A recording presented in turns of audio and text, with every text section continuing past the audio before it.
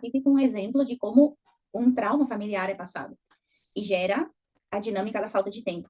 Então, nesse caso pontual, a bisavó, ela fica sozinha com muitos filhos para criar e o homem, ele morre. O homem, ele morre de câncer.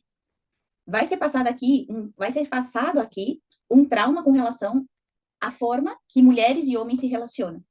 Então, vai haver uma tendência que se repita isso nas outras relações, quer dizer, as mulheres, elas vão se sentir atraídas por homens que morrem jovens, que morrem cedo, ou que não estão disponíveis, porque a própria mulher, ela vai levar adiante esse trauma com relação aos homens, quer dizer, vai ser passado adiante que não se pode contar com os homens, ainda que o homem viva, não se pode contar com os homens, porque de uma hora para outra esse homem pode ir, pode sumir, pode desaparecer, e a mulher, ela cria esse lugar onde ela toma conta de tudo, então ela não tem lugar para o homem, ela toma conta de tudo. Aqui várias e várias dinâmicas começam a acontecer na relação de casal, e entre os casais de várias gerações. E a questão de falta de tempo, sim, aquilo que fica marcado é isso. Nesse caso, não tenho tempo porque preciso fazer tudo, porque eu posso ficar sozinha a qualquer momento, porque não posso contar com mais ninguém e tenho muitas e muitas e muitas responsabilidades. Então, o fato de ter filhos já é algo que desperta essa sensação de desespero, de ter que voltar toda a atenção para a sobrevivência dos filhos. E não vai mais ser 13 filhos, pode ser um, porque a forma que a pessoa vai viver e vai perceber a vida dela vai ser acompanhada dessa memória de desespero quando nasce um filho, porque eu posso ficar sozinha a qualquer momento e vai ser muito difícil conseguir me desenvolver com esse filho, com essa filha. Então, são várias as dinâmicas que surgem aqui com relação ao tempo que provém disso que a gente chama esse trauma transgeracional. E outra questão é que os homens, eles começam a ser excluídos no sistema. Os homens começam a se tornar descartáveis dentro do sistema. Porque por mais que a gente olhe hoje, com os olhos de hoje, que lá o bisavô, ele morreu por causa de câncer naquela época, para aquela avó que ficou, às vezes o olhar pode ser, era mais fácil morrer que viver. Era mais fácil morrer do que viver. Então, quer dizer, o bisavô, ele morreu e a bronca ficou, vamos dizer assim, com a bisavó. O duro ficou com a bisavó. Então, às vezes, as próximas gerações podem observar a vida dessa forma. Os homens, eles começam a ser descartáveis, porque não se pode confiar nesses homens, a qualquer momento pode acontecer alguma coisa com eles, e a vida das mulheres vai ser dura. A vida das mulheres vai ser dura. Então, é muito interessante observar como a informação ela vai sendo passada adiante, vai criando novos cenários, mas existe um padrão que vai sendo levado adiante. Um padrão que vai sendo levado adiante vai mostrando aquilo que é importante e necessário.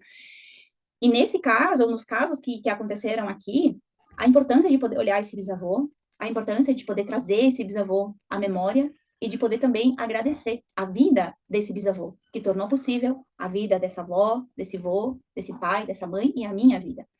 E o que eu observei uma vez no campo é que os casais, eles compartem dinâmicas. Os casais, eles se unem e compartem dinâmicas. Nenhum casal se une ao acaso. Então, esses casais, eles se unem porque as dinâmicas que existem por parte de uma pessoa e de outra pessoa se complementam. E eu já tive a oportunidade de observar no campo fenomenológico que, muitas vezes, os homens, eles seguem um caminho de morte para olhar e para expiar filhos que foram abortados e filhos mortos, ou mesmo para expiar no lugar da esposa que estava num caminho de morte. Então, são coisas tão profundas que a gente só percebe aquilo que é o básico e que, para nós, muitas vezes a gente precisa de mais e de mais e de mais para poder compreender, até que a gente chega nesse lugar e se toca do básico, que é, não tem sentido julgar o que aconteceu nas gerações passadas, porque a gente não sabe a nível profundo. A gente não sabe a nível profundo o que aconteceu. E, geralmente, a gente se equivoca muito. Quando a gente olha para trás e a gente vê mulheres guerreiras, guerreiras, guerreiras, guerreiras, guerreiras, e a gente observa e, puxa, elas tiveram uma vida dura, dura mesmo. Mas aqueles homens que tiveram do lado dela, muitas vezes eles fizeram um sacrifício grandioso para que o sistema pudesse sobreviver. E são coisas que muitas vezes ficam apagadas, são coisas que muitas vezes não são vistas, não são reconhecidas, até o momento que, de alguma forma, na vida de algum descendente, vem à tona uma situação que torna possível voltar a um processo mais amoroso, a um processo mais tranquilo, a um processo mais leve, que às vezes nos convoca a precisar e cavocar lá no passado. E outras vezes não, nos convoca que a gente possa só viver o nosso presente e compreender que tudo aquilo que faz parte do nosso presente já tem incluído todas essas dinâmicas do passado. E a gente observar isso. E aí, esse é o ponto que, por exemplo, as constelações modernas, elas nos colocam. Esse é o ponto, que as constelações modernas, elas têm esse olhar com relação ao passado, mas elas nos convocam sempre que a gente possa também observar aquilo que precisa ser feito no nosso presente. Aquilo que diz respeito à nossa postura com relação ao nosso presente, com relação à nossa vida hoje. Então, elas nos mostram esse caminho. Então, por exemplo, se no presente, aquilo que mais afeta a vida da pessoa, que tem essa dinâmica, é a falta de tempo, e ela gostaria de ter tempo para quê? Para se desenvolver no profissional, a gente pode colocar, por exemplo, imaginar uma versão, imaginar não, a gente pode representar no campo sistêmico uma versão evoluída dessa pessoa profissionalmente. E essa versão evoluída, quando a gente entra nesse campo de informações, quando a gente entra nesse campo de ressonância, essa informação ela vai passar o que é necessário que essa pessoa faça no presente dela para que ela consiga alcançar essa versão evoluída. Então, eu vou dar um exemplo prático. Por exemplo, algumas coisas que a gente quer fazer e não compreende por quê, não consegue fazer, porque a gente não faz aquilo que gostaria de fazer. Então, um exemplo pessoal é que eu percebo desde criança que tem um dom para escrita, que tem um dom para escrever, uma facilidade de escrever, que existe um processo criativo que começa a acontecer e que é como isso, flui uma informação que é possível transferir através da escrita. E tenho o sonho de escrever um livro, o desejo de escrever um livro, o sonho de escrever um livro que seja reconhecido. E, bom, não acontece. No meu dia a dia não acontece. No meu dia a dia não acontece. No meu dia a dia não acontece. E eu fiz essa experiência de ir para o meu eu evoluído, onde já superei aquilo que necessitava ser superado, vinculado com essa questão, vinculado com esse tema, para ver o que esse meu eu evoluído me mostraria acerca disso. Quer dizer, o meu eu evoluído nesse tema é quem? É a minha versão que existe em algum espaço do universo e que já fez muito sucesso com a venda de livros, que se tornou reconhecida internacionalmente, que conseguiu ajudar milhares e milhares e milhares de pessoas por todo mundo com a informação que tem, com a informação que transfere, e que também possibilitou, né, uma ascensão econômica compatível com a transformação que estava realizando no mundo.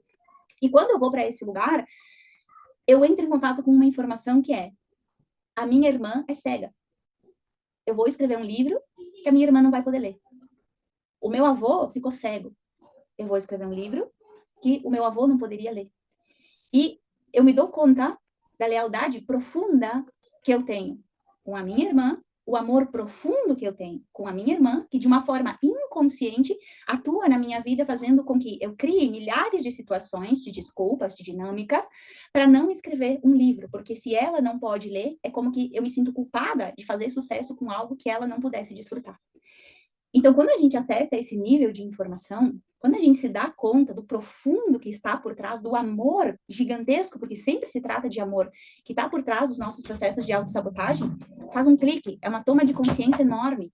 E esse próprio campo do meu eu evoluído pode me mostrar, puxa, você pode fazer um livro, e esse livro pode ser também um livro falado, ele também pode ser um livro que não precisa ser só físico, ele pode ser um livro divulgado de outras maneiras também, para que as pessoas que não enxergam, para que as pessoas cegas também possam acessar esse conteúdo, para que ela também possa acessar esse conteúdo, se ela tiver interesse, se ela quiser. Mas é nesse sentido, o que precisa ser visto, que está por trás, e qual é um caminho de solução para que eu perceba que isso já não é mais um impedimento. Então, é algo que, por isso, não tem como eu supor isso conscientemente, como eu vou supor que esse é o processo de autossabotagem que está por trás disso?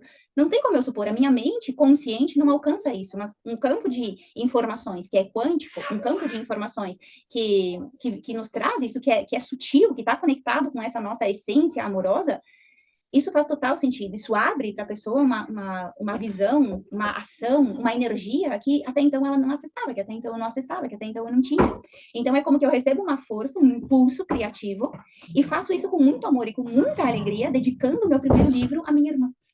Então, é lindo como esse processo acontece. Então, essa é a grande inovação das constelações modernas, né? A gente consegue acessar esses campos desse nosso eu evoluído, que é um eu, uma parte nossa que existe em algum lugar do universo, em algum lugar dessa multidimensionalidade, como uma possibilidade real de conectar, de estarmos conectados com essa nossa versão, e que é uma versão que está presente, que pode estar à nossa disposição, se nós tomarmos consciência do quanto o nosso papel, enquanto não matéria, mas enquanto energia, é importante na nossa vida, no nosso dia, no nosso cotidiano. Despertar o nosso olhar observador, despertar o observador que nós somos, sair desse cotidiano, desse modo automático de viver, e a gente começar a realmente tomar posse daquilo que a gente pode ser, daquilo que a gente pode vir a ser. Então, a gente olha para o passado, sim, com as constelações modernas, quando necessário, mas a gente olha também para aquilo que, puxa, é a raiz do nosso presente, é a raiz daquilo que é importante no nosso presente.